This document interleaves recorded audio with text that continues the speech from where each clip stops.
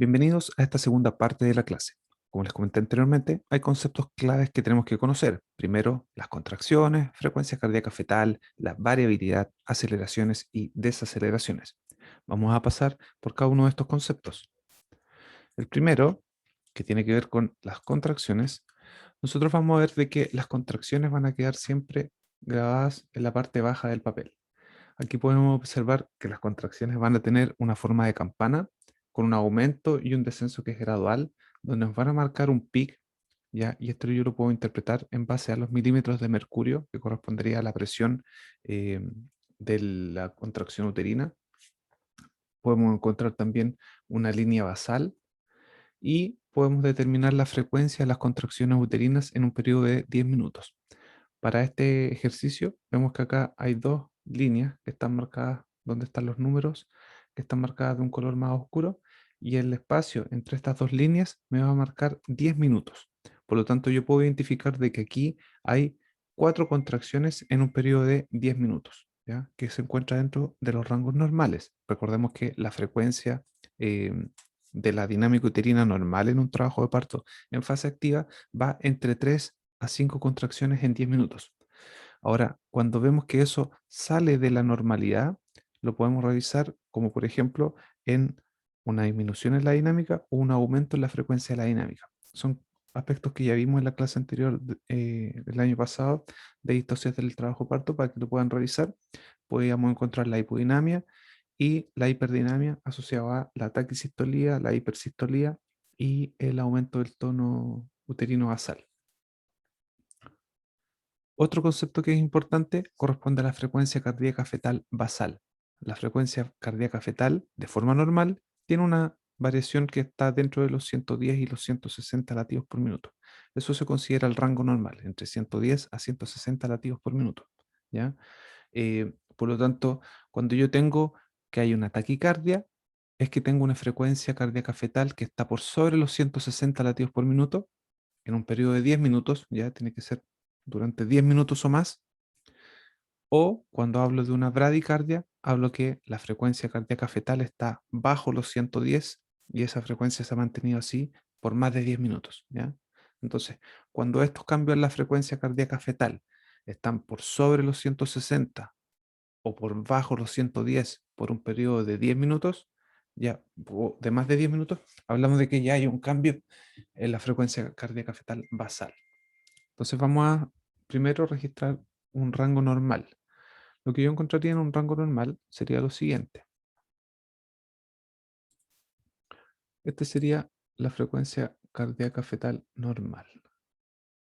Entonces, como podemos ver en el registro, los latidos cardiofetales se encuentran dentro del rango que corresponde a los 110 a 160 latidos por minuto. Lo vamos a dejar ahí, ¿ya? Entonces, este es el rango normal, de entre los 110 y los 160. Entonces podemos decir de que a simple vista la frecuencia cardíaca fetal basal es normal y con un promedio de más o menos 120, 130 latidos por minuto, ¿ya? Que sería que está en este rango. Entonces el promedio de latidos más o menos 130 latidos por minuto está dentro del rango normal. Entonces ya tengo dos elementos que puedo identificar en la monitorización. Tengo que hay 4 contracciones en un periodo de 10 minutos y que hay una frecuencia cardíaca fetal normal que está más o menos dentro de los 130 latidos por minuto. Ahora, hay otro parámetro que también nosotros tenemos que identificar en la monitorización y este corresponde a la variabilidad. Cuando hablamos de variabilidad, nos referimos a la oscilación de los latidos cardiofetales, ¿ya? Cuando tienen una amplitud y esta oscilación se tiene que determinar en un periodo de 1 minuto para evaluarla. Entonces vamos a volver a hacer un dibujo de variabilidad. Primero, tenemos que saber de que hay variabilidad que corresponde a variabilidad normal, que tiene una variación entre los 5 a los 25 latidos por minuto. Todo esto lo vieron ya en anteriores clases, así que es importante que lo revisen también. Y una variabilidad normal sería algo más o menos como esto, muy parecido al registro que hice anteriormente. ¿Ya? Acá todavía no le vamos a dibujar ni aceleraciones ni desaceleraciones para que no se vayan a confundir. Y aquí yo podría tener una variabilidad que es normal.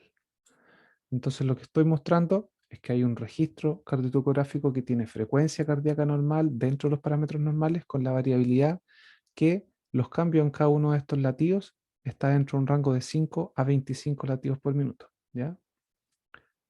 Ahora, yo también podría encontrar una variabilidad que está reducida o variabilidad que está disminuida o una variabilidad que es mínima, ¿ya? Y cuando hablamos de una variabilidad mínima, hablamos de que disminuye la amplitud y generalmente esto se encuentra en un rango por bajo los 5 latidos por minuto. Entonces, si yo hiciera un dibujo de variabilidad, voy a dibujar acá arriba para que podamos ir ejemplificando, para que también estén dentro del rango normal. Esto vendría a ser una variabilidad mínima. Se dan cuenta como en el registro ya no se ven como esos dientes de serrucho tan marcados. Por lo tanto, las diferencias entre los latidos ya no están entre el rango normal de 5 a 25, sino que ahora las variaciones de los latidos son mínimos, ¿ya? Entonces aquí las variaciones son de menos de 5 latidos por minuto.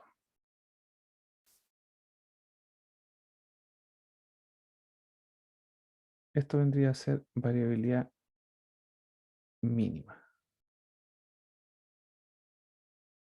Vamos a terminar el registro para que quede por ahí también. También podría encontrarme en otro caso donde tengo otro tipo de variabilidad que está por sobre los 25 latidos.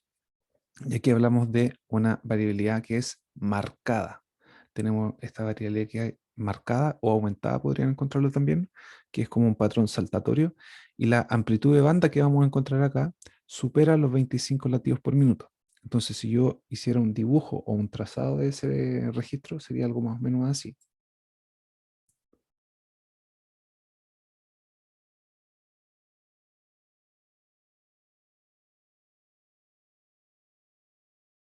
Entonces ahí uno ya puede empezar a observar las diferencias en los trazados y aquí solamente estamos graficando la variabilidad. Y por último, podríamos tener la variabilidad ausente o silente, y aquí hay una amplitud de banda que no es detectable, ¿ya? Por lo tanto, lo que yo podría encontrar es casi que una línea sin ninguna variación. Vamos a dibujar acá arriba la variabilidad ausente.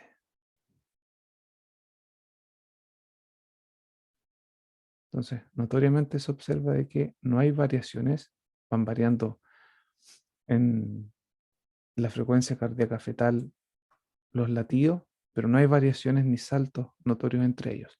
Entonces aquí tendríamos arriba la primera, que sería una variabilidad ausente, después una variabilidad disminuida o mínima, después la variabilidad normal, que está entre los 5 y 25 latidos, esa amplitud, y una variabilidad marcada o aumentada, ¿ya? Entonces, eso es lo relativo a la variabilidad.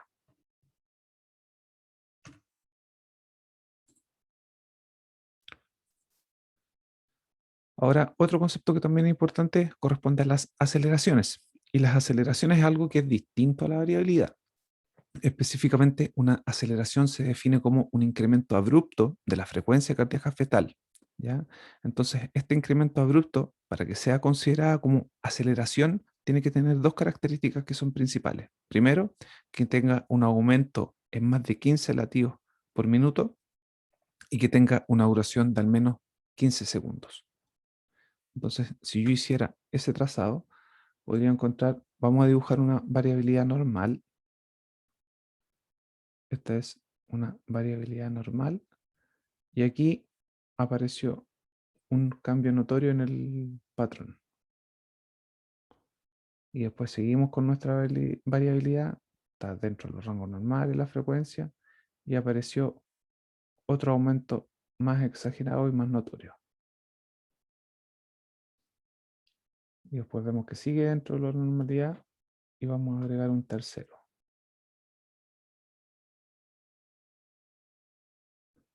Entonces lo que yo acabo de graficar aquí, vamos a cambiar el color, lo que acabo de graficar acá, corresponde a eventos aceleratorios. Eso es una aceleración. Y si yo le hiciera un zoom a esto, lo que encontraría sería eso. Entonces lo que yo estoy viendo en esta aceleración es que en el tiempo ese cambio duró 15 segundos o más en duración y que tuvo un aumento en latidos de 15 segundos, o sea, de 15 latidos o más, ¿ya? Entonces tenemos un aumento de más de 15 latidos por más de 15 segundos. Eso se considera como aceleración. Ahora, las aceleraciones no las evaluamos en relación a las contracciones uterinas, ¿ya? ¿Por qué? Porque las aceleraciones principalmente están asociadas a los movimientos corporales del feto. Entonces, habitualmente cuando tenemos que un feto se mueve, viene acompañado de ese movimiento fetal después de un aumento en el patrón de los latidos, específicamente en una aceleración, ¿ya? Las aceleraciones y las presencias de aceleraciones también nos dan un signo de bienestar del feto, ¿ya? Que está reaccionando a estos estímulos internos que son sus propios movimientos fetales.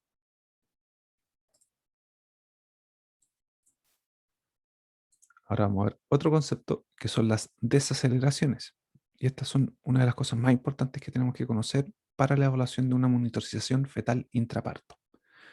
Vamos a volver a hacer un trazado y para recordar, que esto también lo han visto, nosotros tenemos tres tipos de desaceleraciones.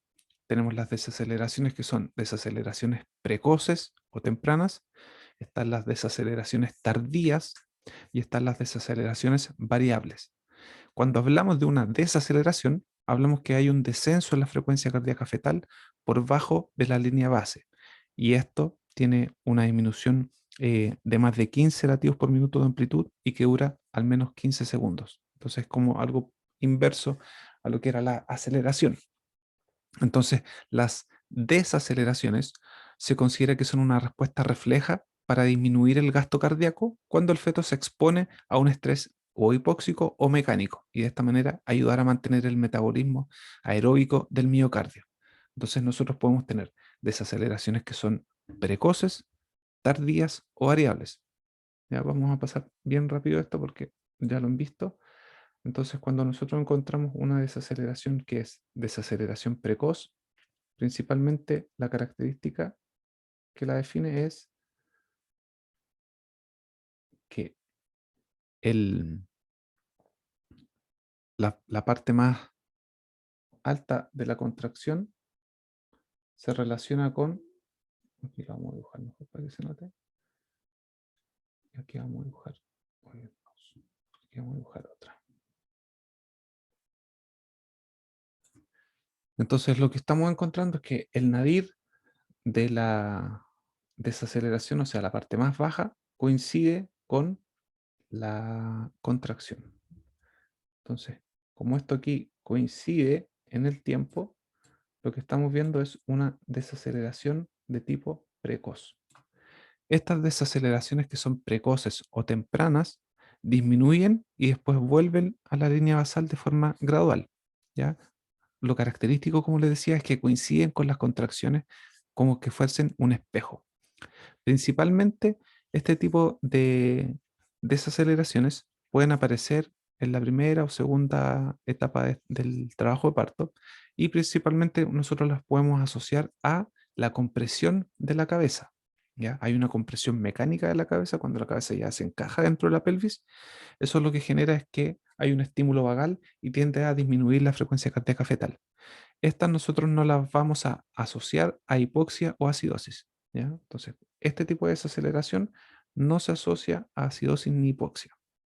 Y principalmente nosotros vamos a pensar en estas cuando vemos que hay una compresión de la cabeza. Por ejemplo, si la señora está con 8 centímetros de dilatación en una presentación cefálica que está en segundo o tercer plano, ¿ya? O ya llegando al nivel de las espinas y la cabeza se está comprimiendo, lo más probable es que podríamos encontrar que pudiesen aparecer este tipo de desaceleraciones en el registro. Ahora, también tenemos otras desaceleraciones que son las desaceleraciones de tipo tardías, ¿ya? Y estas también son fáciles de identificar porque cuando vamos a encontrar de que aparece esta desaceleración, principalmente se caracteriza porque el nadir de esta es posterior a al acné o al punto más alto de la contracción. Aquí al final vamos a poner otra.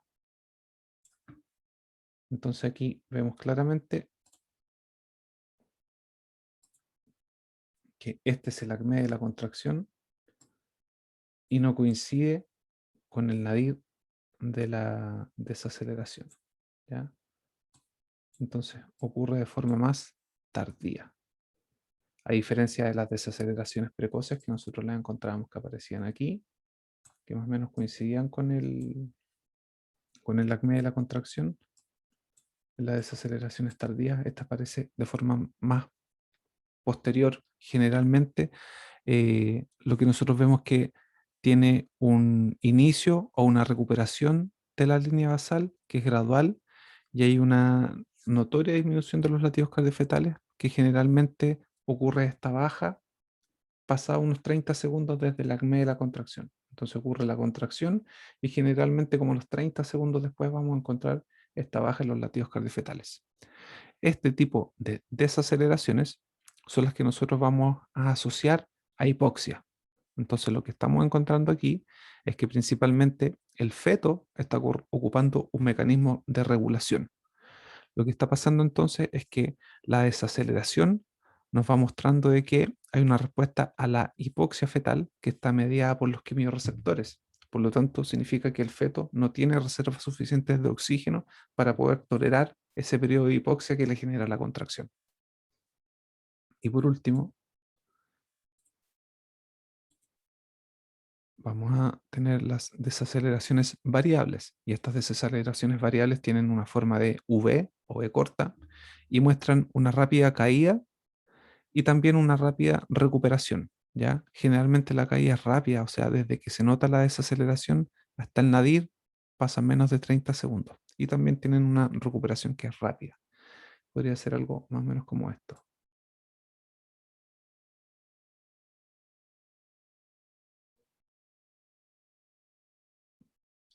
Y se habla de que son desaceleraciones variables porque hay algunas que puede que coincidan con el acme de la contracción, como las desaceleraciones precoces, o podrían haber otras que no coinciden con el acme de la contracción.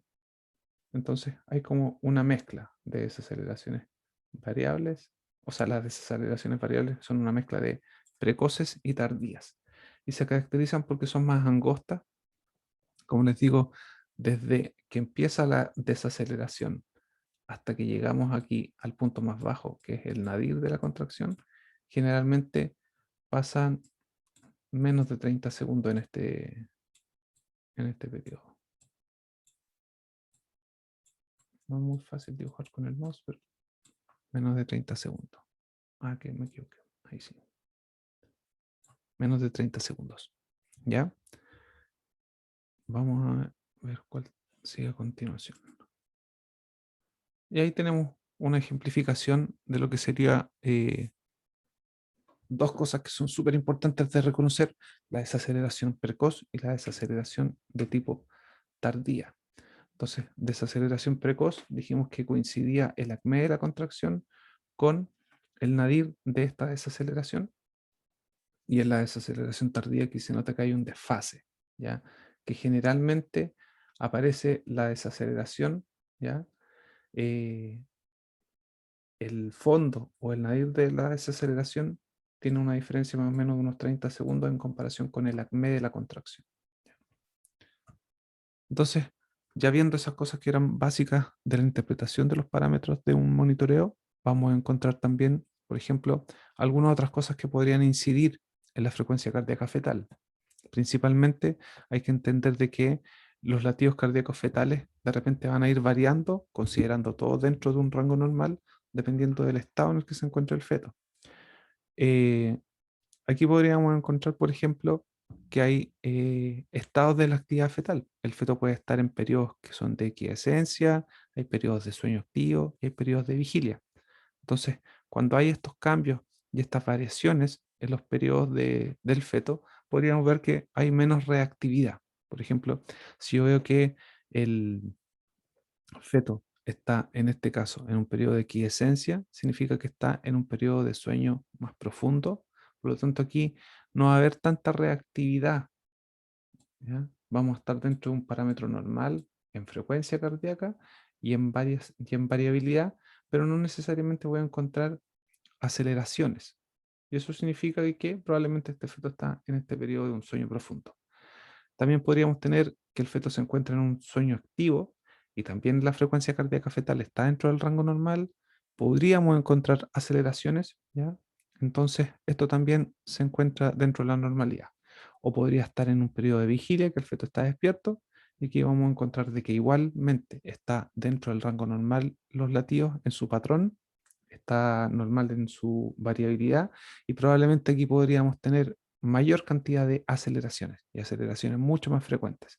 Entonces, habitualmente el feto va transitando entre estos tipos de actividad fetal, pero siempre es importante determinar que si están dentro del parámetro normal, la verdad es que no requieren de mayor atención.